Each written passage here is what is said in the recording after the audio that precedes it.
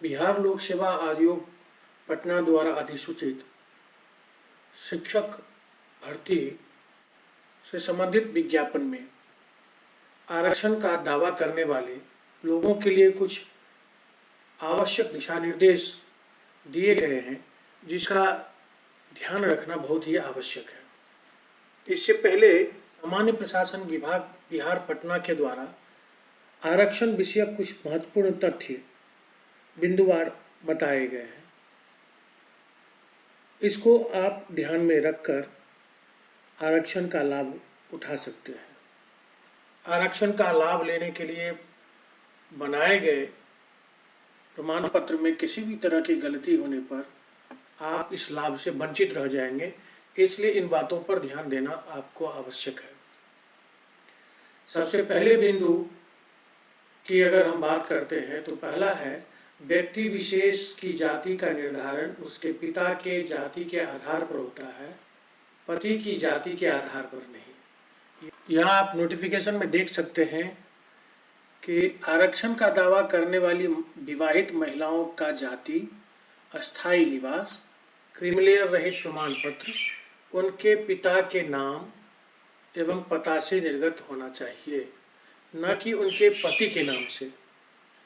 तो आप चाहे जाति प्रमाण पत्र बनाएं, निवास प्रमाण पत्र बनावें या क्रीमीलेयर रहित प्रमाण पत्र NCL नॉन क्रीमीलेयर सर्टिफिकेट, यह सब ये आप अपने पिता के नाम और पता से निर्गत करवाएं। यह महिला के मामले में है। सामान्य प्रशासन विभाग बिहार पटना के द्वारा ये पहला बिंदु जिसके बारे में बताया गया, आप नोटिफिकेशन में भी देख चुके। दूसरा है जाति प्रमाण पत्र की वैधता हमेशा बनी रहती है। जाति तो बदलता नहीं है। जिस जाति में आप जन्म लिए हैं वही जाति आपका आजन्म रहने वाला है, इसलिए जाति प्रमाण पत्र की वैधता हमेशा बनी रहती है। अस्थायी आवास प्रमाण पत्र की वैधता हमेशा बनी रहती है। जहाँ के आप मूल निवासी हैं वहाँ से जो आप आवास प्रमाण पत्र निर्गत करवाते हैं, निवास स्थान जिस अंचल और जिस जिले में पड़ता है वहाँ से अस्थायी आवास प्रमाण पत्र बनता है। यह आपका हमेशा के लिए वैध रहता है। लेकिन जब आप अपने पिता के अस्थायी आवास के आधार पर आवास प्रमाण पत्र बनाते हैं तो इसकी वैधता 1 वर्ष के लिए होती है, क्योंकि हो सकता है आपके पिता किसी सरकारी सेवा में हो या किसी गैर सरकारी सेवा में, उनका ट्रांसफ़र पोस्टिंग होते रहता है। आप खुद के केस में कहीं सरकारी या गैर सरकारी सेवा में हो, इस स्थिति में भी आपका जो प्रमाण पत्र होगा, निवास प्रमाण पत्र, जिस स्थान पर आप पदस्थापित होते हैं उस आधार पर अस्थायी आवास प्रमाण पत्र बनता है। लेकिन निश्चित रूप से आप कहीं न कहीं किसी न किसी पंचायत के किसी न किसी स्थान के मूल निवासी होंगे, वहाँ से आपका अस्थायी आवास प्रमाण पत्र निर्गत होगा। स्थानीय अंचल से आपका अस्थायी आवास प्रमाण पत्र निर्गत होगा। आय प्रमाण पत्र की मान्यता निर्गत तिथि से 1 वर्ष के लिए होती है। स्वाभाविक है, आप सेवा में हैं तो प्रत्येक वर्ष वेतन वृद्धि का लाभ आपको प्राप्त होता है। तो इसी वजह से या वर्ष दर वर्ष लोगों की आमदनी बढ़ती है या घटती भी है किसी विशेष परिस्थिति में, तो इस हिसाब से 1 वर्ष का जो आपका आय होता है उस आधार पर आपका आय प्रमाण पत्र निर्गत होता है। यह भी आपके जो मूल निवास स्थान है वहाँ का जो अंचल कार्यालय है वहाँ से आय प्रमाण पत्र निर्गत होता है। 5वां पॉइंट है सत्यापन के पश्चात अभ्यर्थियों को मूल प्रमाण पत्र अवश्य लौटा दिए जाएंगे। ये स्वाभाविक है, जब आप किसी सेवा के लिए नियुक्त कर लिए जाते हैं तो आपके द्वारा प्रस्तुत किए गए, आपके द्वारा लगाए गए, बताए गए जो प्रमाण पत्र है उनका सत्यापन होता है और सत्यापन पश्चात आपका वह मूल प्रमाण पत्र जो जमा लिया जाता है उसे वापस लौटा दी जाती है। जब आप जाति, आय और आवासीय तीनों बना लेते हैं तो उस आधार पर आपका क्रीमिलियर में नहीं आने संबंधी प्रमाण पत्र जो होता है वह निर्गत होता है उस तीनों प्रमाण पत्र के आधार पर, जिसको NCL नॉन क्रीमिलियर सर्टिफिकेट बोलते हैं। छठा पॉइंट आप देख सकते हैं, अगर क्रीमिलियर में नहीं आने संबंधी विहित प्रपत्र में अभ्यर्थियों से अंडरटेकिंग प्राप्त कर पुराने क्रीमिलियर रहित प्रमाण पत्र के आधार पर नया क्रीमिलियर रहित प्रमाण पत्र निर्गत किया जा सकता है। तो अगर आपने पहले किसी सेवा के लिए अप्लाई करने के समय नॉन क्रीमिलियर सर्टिफिकेट बनाया है या क्रीमिलियर रहित प्रमाण पत्र बनाया है तो दोबारा पूरा प्रोसेस में जाने की आवश्यकता नहीं है। आपको सिर्फ करना क्या है कि एक अंडरटेकिंग देना है, और अंडरटेकिंग में आपको जो वर्तमान आय है, वर्तमान वित्तीय वर्ष में जो आय प्राप्त हो रहा है वह आपके नियंत्री पदाधिकारी या ड्राइंग डिस्पर्सिंग ऑफिसर्स या जिनके माध्यम से आपको वेतन प्राप्त होता है, आपको एक एफिडेविट देना होता है। उसके आधार पर आपका फिर से नए क्रीमिलियर रहित प्रमाण पत्र बन जाता है, NCL बन जाता है। आठवां पॉइंट है, राज्याधीन सेवाओं में राज्य के मूल निवासी को ही आरक्षण देय है। दिव्यांगजनों को सरकारी सेवाओं में नियुक्ति में 4% क्षैतिज आरक्षण देय है।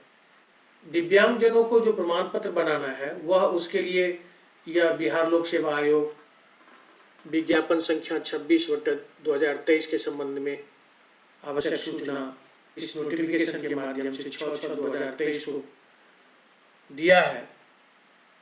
इसमें यह स्पष्ट किया है कि बिहार राज्य के किसी भी सरकारी चिकित्सा महाविद्यालय एवं अस्पताल तथा PMCH, NMCH, TMCH, SKMCH, JLNMCH, IGIMS के अतिरिक्त जितना भी और सरकारी चिकित्सा महाविद्यालय और अस्पताल है वहां से निर्गत दिव्यांगता प्रमाण पत्र मान्य होगा।